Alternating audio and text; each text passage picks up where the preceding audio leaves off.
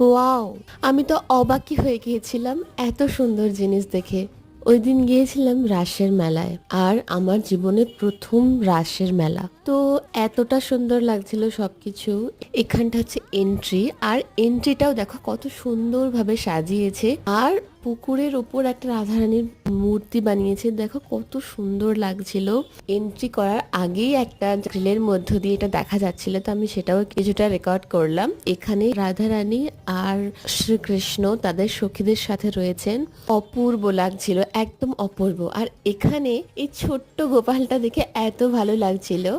শ্রীকৃষ্ণ যখন সখীদের বস্ত্র চুরি করে গাছে উঠে গিয়েছিল সেটাও রয়েছে। আর গোপাল যখন একটা আঙুলে করে পুরো পর্বত হাতে তুলে নিয়েছিল সেই সিনটাও রয়েছে। এতটা সুন্দরভাবে বানানো রয়েছে। আর এই প্লেসটা, ও মাই গড। বাকি অংশটা আসছে পরের পার্টে, তো সাবস্ক্রাইব করে নাও। সবাই ভালো থেকো।